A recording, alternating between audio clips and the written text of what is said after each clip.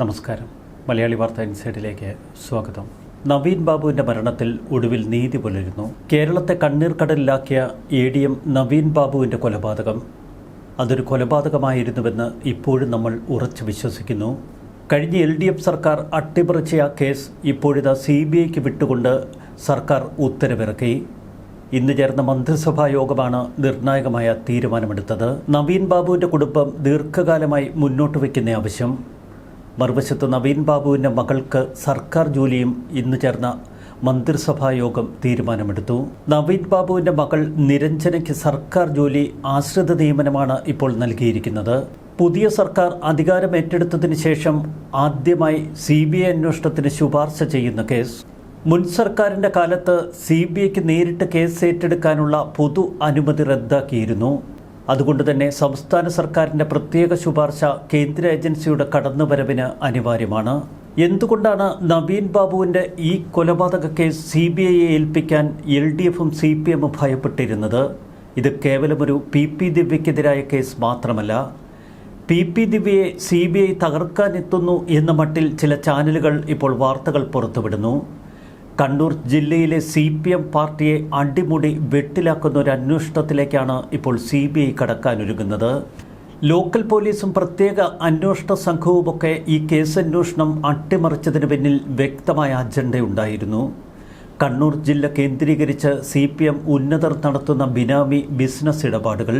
ഇത്തരം ബിനാമി business ഇടപാടുകളുടെ തുടർച്ചയായിരുന്നു PP ദിവ്യ നവീൻ ബാബുവിനെതിരെ നടത്തിയ അധിക്ഷേപ പ്രസംഗം. നവീൻ ബാബുവിൻ്റെ മരണം ആത്മഹത്യയായിരുന്നില്ല, മറിച്ച് അതൊരു കൊലപാതകമായിരുന്നു.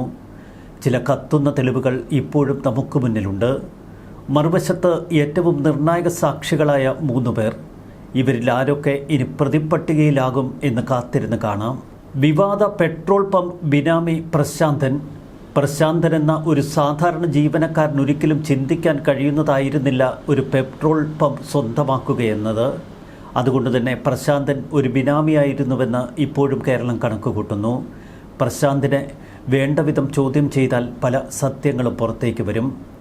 അന്ന് നവീൻ ബാബുവിനെ മുനീശ്വരൻ കോവിലിലെത്തിച്ച ഡ്രൈവർ ഷംസുദ്ദീൻ പിറ്റേന്ന് രാവിലെ നവീൻ ബാബുവിൻ്റെ ക്വാർട്ടേഴ്സിലെത്തി ഡോർ തുറന്നു കിടക്കുന്നത് കണ്ടിട്ടും അകത്തേക്ക് കയറാതെ നാട്ടുകാരെ വിളിച്ചു കൂട്ടിയ ആ ഡ്രൈവറെ കൂടി ചോദ്യം ചെയ്യേണ്ടതുണ്ട് യഥാരീതിയിൽ. പെട്രോൾ പമ്പിന് സ്ഥലം വിറ്റ സ്ഥല ഉടമയെയും ചോദ്യം ചെയ്യണം.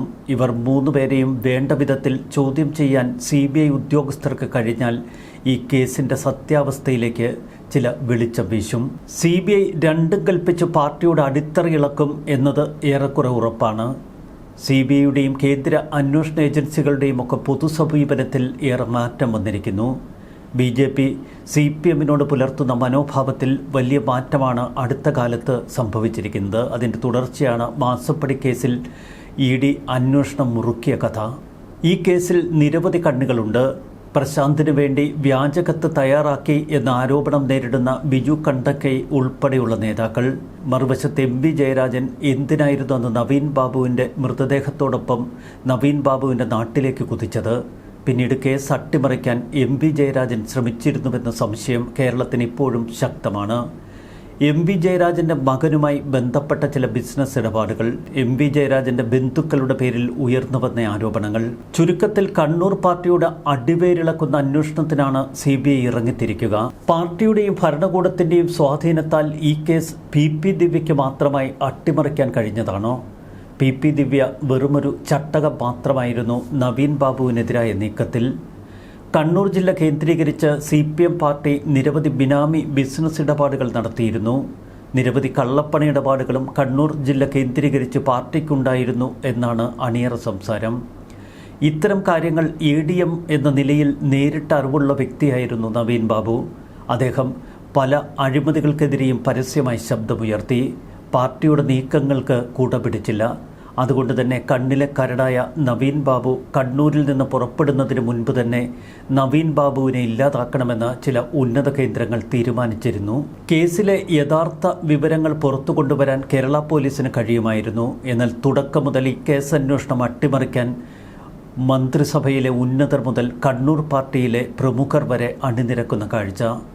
PP ദിവ്യയ്ക്ക് വലിയ സംരക്ഷണ വലയം തീർത്തത് കണ്ണൂർ പാർട്ടിയിലെ വൻ നേതാക്കൾ തന്നെയാണ്. PP ദിവ്യ ജയിലിൽ നിന്ന് ഇറങ്ങിയപ്പോൾ അവരെ സ്വീകരിക്കാനെത്തിയത് പാർട്ടിയുടെ മുതിർന്ന നേതാവിൻ്റെ ഭാര്യയടക്കം.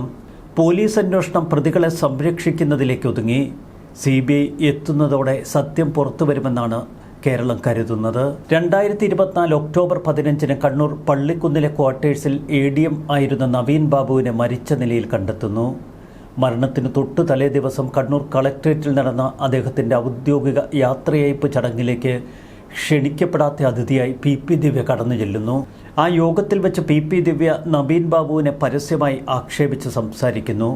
പെട്രോൾ പമ്പിന് NOC നൽകിയതുമായി ബന്ധപ്പെട്ട അഴിമതി ആരോപണം ഉന്നയിച്ചായിരുന്നു ദിവ്യയുടെ ഈ കടന്നാക്രമണം. യാത്രയയപ്പ് ചടങ്ങിൻ്റെ ദൃശ്യങ്ങൾ മാധ്യമങ്ങളിൽ വൈറലായതോടെ നവീൻ ബാബു വലിയ മാനസിക സംഘർഷത്തിലായി. ഇതിന് പിന്നാലെയായിരുന്നു അദ്ദേഹത്തിൻ്റെ മരണം. എന്നാൽ എല്ലാം തയ്യാറാക്കിയ ഒരു നാടകത്തിൻ്റെ ഭാഗമായിരുന്നുവെന്ന് വേണം വിശ്വസിക്കാൻ. നവീൻ ബാബുവിൻ്റെ മരണത്തെക്കുറിച്ച് പോലീസ് നടത്തിയ അന്വേഷണം തൃപ്തികരമല്ല എന്ന് കുടുംബം അന്നു മുതൽ വ്യക്തമാക്കിയിരുന്നു. പിന്നീട് ഹൈക്കോടതിയിലേക്ക് കുടുംബമെത്തി. എന്നാൽ സർക്കാർ തങ്ങളുടെ സർവ്വസ്വാധീനവും കോടതിയിൽ പുറത്തെടുത്തു. എന്നാൽ നവീൻ ബാബുവിൻ്റെ ഭാര്യ പുതുതായി ചാർജെടുത്ത മുഖ്യമന്ത്രി VD സതീശനെ നേരിൽ കണ്ട് തൻ്റെ ദുരന്ത കഥ അവതരിപ്പിച്ചു.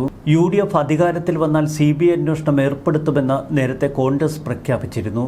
ഇക്കാര്യം മഞ്ജുഷ VD സതീശനെ ഓർമ്മപ്പെടുത്തി. സതീശൻ മറുത്തൊന്നും പറഞ്ഞില്ല. ഈ കേസിൽ CBI അന്വേഷണം ഉറപ്പെന്ന് മാത്രമാണ് VD സതീശൻ അന്ന് മഞ്ജുഷയ്ക്ക് വാക്കുകൊടുത്തത്. ഇപ്പോഴിതാ CPM സടകുടഞ്ഞെഴുന്നേറ്റിരിക്കുന്നു. ഈ കേസ് CBIക്ക് വിട്ടത് CPM കേന്ദ്രങ്ങളെ വിറളി പിടിപ്പിക്കുന്നു. PP ദിവ്യയെ അനുകൂലിച്ചും നവീൻ ബാബുവിനെ വിമർശിച്ചും CPM പത്തനംതിട്ട ജില്ലാ സെക്രട്ടേറിയറ്റ് അംഗം PB ഹർഷൻ കുമാർ ഫേസ്ബുക്കിൽ ഒരു കുറിപ്പിട്ടു. നവീൻ ബാബു മാനസിക ദൗർബല്യം കൊണ്ട് ആത്മഹത്യ ചെയ്തതിന് ദിവ്യയെ കുറ്റം പറയുന്നത് എന്തിന് എന്ന വിമർശനമാണ് അദ്ദേഹം ഉയർത്തുന്നത്. മക്കളെയും ഭാര്യയെയും ഓർക്കാതെ ഒറ്റയടിക്ക് ആത്മഹത്യ ചെയ്യണമെങ്കിൽ ഏതുതരം മനസ്സാണ് നവീൻ ബാബുവിന് ഉണ്ടായിരുന്നത് എന്ന് അദ്ദേഹം ചോദിക്കുന്നു. PP ദിവ്യ തെറ്റുകാരി എന്ന് പറയുന്ന സിദ്ധാന്തത്തോട് യോജിക്കാൻ കഴിയില്ല. മരിച്ചയാൾ കുറ്റബോധം കൊണ്ട് ജീവിതം അവസാനിപ്പിച്ചു. അതിലെന്താണ് തെറ്റ്? ഉദ്യോഗസ്ഥർ സമയബന്ധിതമായി കാര്യങ്ങൾ ചെയ്തില്ലെങ്കിൽ അന്വേഷണം ഉണ്ടാകില്ലേ എന്നാണ് ഫേസ്ബുക്ക് വീഡിയോയിൽ ഇദ്ദേഹം ചോദിക്കുന്നത്. പോലീസ് അന്വേഷണത്തിലെ 13 വീഴ്ചകൾ ചൂണ്ടിക്കാട്ടി തുടരന്വേഷണം വേണമെന്ന് മഞ്ജുഷ നേരത്തെ ഹൈക്കോടതിയിൽ ആവശ്യമുന്നയിച്ചിരുന്നു. Kannur range DIG GH Yatheesh Chandra, city police commissioner P Nithin Raj എന്നിവരുടെ നേതൃത്വത്തിലുള്ള സംഘമായിരുന്നു നേരത്തെ കേസന്വേഷണം നടത്തിയത്.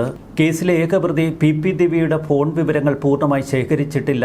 അഴിമതി ആരോപണം ഉന്നയിച്ച പെട്രോൾ പമ്പ് പ്രശാന്തിൻ്റെയും ജില്ലാ കളക്ടറുടെയും ഫോൺ സംഭാഷണങ്ങൾ, CCTV ദൃശ്യങ്ങളുടെ ആധികാരികത എന്നിവയൊന്നും പൂർണ്ണമായി പരിശോധിച്ച് റിപ്പോർട്ട് തയ്യാറാക്കിയില്ല എന്ന് മഞ്ജുഷ ആരോപണം ഉന്നയിച്ചിരുന്നു. രാഷ്ട്രീയ വേട്ടയ്ക്കുള്ള ഉപകരണമായി ഏജൻസികൾ മാറാൻ പാടില്ല എന്ന് MV ജയരാജൻ വ്യക്തമാക്കി. CBI എന്നത് ഒന്നിൻ്റെയും അവസാന വാക്കല്ല. സംസ്ഥാന സർക്കാർ CPMനെ വേട്ടയാടാൻ വേണ്ടിയാണ് നിരന്തരം ശ്രമിക്കുന്നത്. കേസിൽ കുറ്റാരോപിതർക്കും നിയമപരമായി മുന്നോട്ട് നീങ്ങാൻ അവകാശമുണ്ടെന്ന് അദ്ദേഹം ഓർമ്മപ്പെടുത്തുന്നു. നവീൻ ബാബുവിൻ്റെ കുടുംബത്തോടൊപ്പം CPM ഇല്ലെന്ന പ്രചരണം തെറ്റാണെന്നും നീതി നടപ്പിലാകണമെന്നാണ് പാർട്ടി ആഗ്രഹിക്കുന്നതെന്നും MV ജയരാജൻ. CBI അന്വേഷണത്തിനെതിരെ ഹൈക്കോടതിയെ സമീപിക്കാനാണ് ഇപ്പോൾ CPM ശ്രമിക്കുന്നത്. നവീൻ ബാബുവിൻ്റേതൊരു കൊലപാതകമാണ് എന്ന് തെളിയിക്കുന്ന നിരവധി തെളിവുകൾ നമുക്ക് മുന്നിൽ ഇപ്പോഴും നിൽക്കുന്നു. 2024 മാർച്ച് 30 തളിപ്പറമ്പ് തഹസീൽദാർ അന്നത്തെ കളക്ടർക്ക് നൽകിയ റിപ്പോർട്ടിൽ നവീൻ ബാബുവിൻ്റെ മരണവുമായി ബന്ധപ്പെട്ട് വിവാദത്തിലായ പെട്രോൾ പമ്പിൻ്റെ അനുമതിക്ക് സമർപ്പിച്ച രേഖകളിലെ പങ്കാളിത്ത കരാർ രേഖ മുഖ്യതായി സൂചിപ്പിച്ചിരുന്നു. പെട്രോൾ പമ്പിന് അപേക്ഷിച്ച പ്രശാന്തൻ ഒന്നോ അതിൽ കൂടുതലോ ആൾക്കാരുമായി ഉണ്ടാക്കിയ പങ്കാളിത്ത കരാറാണ് തഹസീൽദാർ ഉള്ളടക്കം ചെയ്തിരുന്നത്. പമ്പിന് പിന്നിൽ ആരെന്നത് പുറത്തു വരാതിരിക്കാൻ അന്നു മുതൽ നടത്തിയ ശ്രമങ്ങൾ. ഇവിടെയാണ് പ്രശാന്തൻ മുഖ്യമന്ത്രിക്ക് നൽകിയ നവീൻ ബാബുവിനെതിരായ ആ വ്യാജക്കത്തിൻ്റെ കൂടുതൽ വിവരങ്ങൾ നമ്മൾ മനസ്സിലാക്കേണ്ടത്. ഇത് AKG സെൻറ്ററിൽ വെച്ചാണ് തയ്യാറാക്കിയതെന്നും ബിജു കണ്ടക്കൈ ഉൾപ്പെടെയുള്ളവർക്ക് ഇത്തരമൊരു വ്യാജക്കത്ത് തയ്യാറാക്കുന്നതിൽ പങ്കുണ്ടെന്നും അന്ന് ആരോപണങ്ങൾ ഉയർന്നിരുന്നു. നവീൻ ബാബുവിൻ്റെ മരണം കെട്ടിത്തൂക്കിയ ഒരു കൊലപാതകമാണ് എന്ന സംശയം മഞ്ജുഷ തന്നെ നേരത്തെ ഉന്നയിച്ചിരുന്നു. ഇതിന് കാരണമായി അവർ ചൂണ്ടിക്കാട്ടിയത് ഇൻക്വസ്റ്റ് നടപടികൾ നടക്കുമ്പോൾ കുടുംബത്തിന്റെ അടുപ്പക്കാർ അവിടെ ഉണ്ടായിരുന്നില്ല എന്ന വസ്തുത. നവീൻ ബാബുവിന്റെ അടിവസ്ത്രത്തിൽ രക്തക്കറ ഉണ്ടായിരുന്നതായി പോലീസ് റിപ്പോർട്ടിൽ പറയുന്നു. നവീൻ ബാബു മരിച്ച വിവരം പുറത്തുവന്ന ഒക്ടോബർ 15 രാവിലെ കണ്ണൂർ ടൗൺ പോലീസ് തയ്യാറാക്കിയ ഇൻക്വസ്റ്റ് റിപ്പോർട്ടിൽ ഞെട്ടിക്കുന്ന പല വിവരങ്ങളുമുണ്ട്. എന്നാൽ പിന്നീട് നടന്ന പോസ്റ്റ്മോർട്ടം റിപ്പോർട്ടിൽ ഈ വിവരങ്ങൾ ഉൾപ്പെടുത്തിയിട്ടേയില്ല. മൃതദേഹ പരിശോധന റിപ്പോർട്ടിൽ രക്തക്കറയുടെയോ പരിക്കിൻ്റെയോ പരാമർശങ്ങളില്ല. മൃതദേഹത്തിന്റെ ഗുഹ്യഭാഗത്ത് മർദ്ദനമേറ്റിരുന്നു എന്ന വസ്തുതയും ആദ്യം പോലീസ് തയ്യാറാക്കിയ റിപ്പോർട്ടിലുണ്ട്. എന്നാൽ എല്ലാം പിന്നീട് അട്ടിമറിക്കപ്പെട്ടു. മൃതദേഹത്തിലുണ്ടായിരുന്ന വസ്ത്രങ്ങൾ മാറ്റിയതിനു ശേഷമാണ് മൃതദേഹ പരിശോധനയ്ക്ക് കൈമാറിയത്. ഇതാണ് സാധാരണ നടപടിക്രമം. അടിവസ്ത്രം രക്തക്കറകളോടുകൂടിയ നിലയിലായിരുന്നു എന്ന് ഇൻക്വസ്റ്റ് റിപ്പോർട്ടിൽ പറയുന്നു. തുടകൾ, കണങ്കാലുകൾ, പാദങ്ങൾ എന്നിവ സാധാരണ നിലയിലായിരുന്നു. ഒക്ടോബർ 15 രാവിലെയാണ് നവീൻ ബാബുവിനെ മരിച്ച നിലയിൽ കണ്ടെത്തുന്നത്. അപ്പോൾ തന്നെ ബന്ധുക്കളെ നാട്ടിൽ വിവരമറിയിച്ചു എന്ന് പോലീസ് പറയുന്നു. എന്നാൽ രാവിലെ 10:15 ഇൻക്വസ്റ്റ് നടപടികൾ ആരംഭിച്ചു. 11:45 അവ പൂർത്തിയാക്കി. ഇതിലൊക്കെ ഏറെ ദുരൂഹതകളുണ്ട്. മൃതദേഹ പരിശോധന പരിയാരം മെഡിക്കൽ കോളേജിൽ നടത്തുന്നതിൽ തങ്ങൾക്ക് വിയോജിപ്പുണ്ടെന്നും കോഴിക്കോട്ടേക്ക് മാറ്റണമെന്നും DCPയോട് ബന്ധുക്കൾ ആവശ്യപ്പെട്ടിരുന്നു. ആരോപണ വിധേയയായ PP ദിവ്യയുടെ ഭർത്താവും കൈക്കൂലി നൽകി എന്ന ആരോപണം ഉന്നയിച്ച പ്രശാന്തനും ജോലി ചെയ്യുന്നത് പരിയാരം മെഡിക്കൽ കോളേജിൽ. അവിടെയാണ് പിന്നീട് പോസ്റ്റ്മോർട്ടം നടന്നത്. ഇതിലും അടിമുടി ദുരൂഹത. ഒന്നും പേടിക്കാനില്ലെന്നും ഒരു ക്രമക്കേടും വരില്ല എന്നും ജില്ലാ കളക്ടർ മഞ്ജുഷയെ വിളിച്ചു പറയുന്നു. ഇതിലൊക്കെ ദുരൂഹതകളുണ്ട് എന്ന് കുടുംബം ഇപ്പോഴും വിശ്വസിക്കുന്നു. നവീൻ ബാബുവിന്റെ അനുജൻ അഡ്വക്കേറ്റ് പ്രവീൺ ബാബു, ബന്ധുക്കളായ advocate Anil P. Nair, Harish, Malayalapuzha panchayat മുൻ പ്രസിഡന്റ് ജയലാൽ, നാട്ടുകാരായ ഉത്തമൻ, രാജേഷ് എന്നിവരാണ് മരണവിവരമറിഞ്ഞ് അന്ന് കണ്ണൂരിലേക്ക് പോയത്. അപ്പോൾ തന്നെ അസ്വാഭാവികതകൾ ഏറെ ഉണ്ടായിരുന്നു എന്നിവരൊക്കെ സാക്ഷ്യപ്പെടുത്തുന്നു. നവീൻ ബാബുവിന്റെ നാവ് കടിച്ചിരുന്നു. വിരലിലെ നഖങ്ങൾക്ക് നീല നിറം. ശരീരം അഴുകിയതിന്റെ ലക്ഷണങ്ങളൊന്നുമില്ല. തുടക്കം മുതൽ CBI അന്വേഷണം കേരള സർക്കാർ എതിർത്തിരുന്നു. PP ദിവ്യയെ സംരക്ഷിക്കുക മാത്രമല്ല, പാർട്ടിയുടെ മുതിർന്ന നേതാക്കൾ ഈ കേസിൽ അടപടലം വെട്ടിലാകുമെന്ന ഭയമായിരുന്നു CPMന്. ഇപ്പോൾ അങ്ങോട്ടേക്ക് തന്നെയാണ് കാര്യങ്ങൾ.